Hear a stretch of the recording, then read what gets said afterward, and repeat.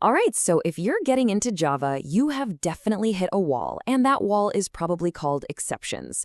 We actually got a request to make this whole topic way, way clearer, specifically the difference between checked and unchecked exceptions. So, if that's ever made you scratch your head, you're in exactly the right place. Let's dig in. Here's the game plan for today. First, we're going to talk about why our code breaks in the first place.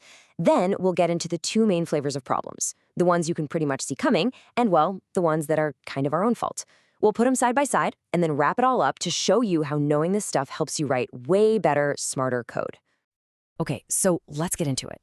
When your code just stops working, it feels like a failure, right? But here's the cool thing about Java. It doesn't just see errors as, well, errors. It sees them as events, as things that it can actually anticipate and even make a plan for. It's that feeling every programmer knows. You write your code, you're excited, you hit run, and bam, nothing. It just crashes. So why does that happen? At its core, it's simple. Something unexpected happened, and the program had absolutely no idea what to do about it. To really nail down Java exceptions, I want you to picture this one analogy. Think about two different trips. First, a train journey. It has scheduled stops, and you know there are checkpoints where a conductor is going to ask for your ticket. It's predictable. The second trip, it's just a casual walk in the park, where you might unexpectedly trip over something you didn't see. Totally unplanned. Just keep that in your head. The train ticket and the unexpected stumble. It's going to make everything clear. Okay, so let's start with that first journey. We're hopping on the train, and that means we have to deal with those predictable, required checks. And that brings us to our first type, the checked exception. The absolute key thing to remember here is that the Java compiler forces you to deal with it. These are predictable problems, usually outside of your code's control. Like, what if your code needs to read a file, but the user deleted it? Your code could be flawless, but that external problem can still happen, and your program needs a plan for it. This is exactly like our train analogy. Before the train even pulls out of the station, before your code is even allowed to run, the compiler acts like a train conductor. It stops everything, looks at your code, and says, "Whoa, hold on. I see you're trying to read a file here. What's your plan if that file doesn't exist? You have to show me you're prepared. Show me your ticket." And here it is. This is what that ticket looks like in code. See this try-catch block? If you try to write code to read a file without it, the compiler will refuse to even build your program. You are forced to try the risky part, and then you have to provide a plan to catch the potential error if it happens. This little block of code is the ticket you show to that conductor. All right, we're off the train. Now let's go for that walk in the park. In this scenario, we're not worried about external things we can't control. Nope. Now we're dealing with the second type of exception, the ones that are, well, on us. And this is an unchecked exception. It's a completely different animal. It's not some external problem. It's a bug, a flaw in your program's logic. And here's the kicker. The compiler does not check for these. Why would it? It assumes you wrote good, logical code.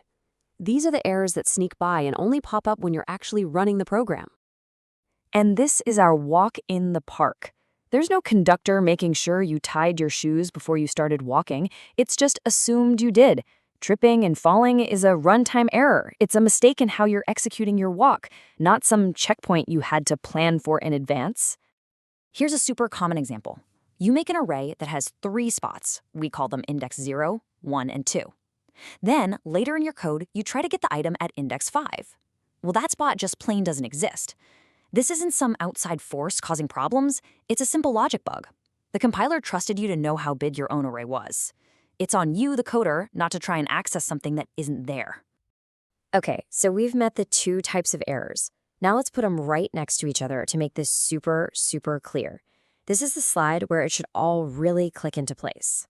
So let's just run through this. For a checked exception, who's responsible? Usually external factors, like a missing file. And when does it get caught? At compile time, by that train conductor. The whole idea is you must handle this. Now for an unchecked exception, who's responsible? The programmer's logic. It's on us. And it only gets caught at runtime when you're walking in the park. The core idea there is, this really shouldn't have happened at all. So why do we care? Why is this distinction so important? Well, because truly understanding this is one of those things that really separates a beginner from someone who's on their way to writing professional, solid code. And that's really the big takeaway here. This whole thing isn't just about passing some tests or making the compiler happy. It's about building strong, reliable software. Think about it. Great programs don't just fall over and crash when something weird happens. They have a plan for the predictable problems, and they're written so carefully that they avoid those self-inflicted bugs in the first place. So here's the mindset you should have when you code. Step 1, anticipate. Always be thinking about those external problems you can't control, your checked exceptions. Step 2, prevent. Just write clean, solid, bug-free logic to avoid the problems you can control. When you combine that anticipation with that prevention, you start to build software that is both defensive and correct. So I'll leave you with one last question to really lock this in your brain. As a programmer gets better, more skilled, more experienced, which of these two types of exceptions should they be causing less and less? The answer, of course, is unchecked exceptions, the bugs. The goal isn't to pretend external problems don't exist. It's to stop creating your own problems. Nailing that difference, that's the heart of writing really great code.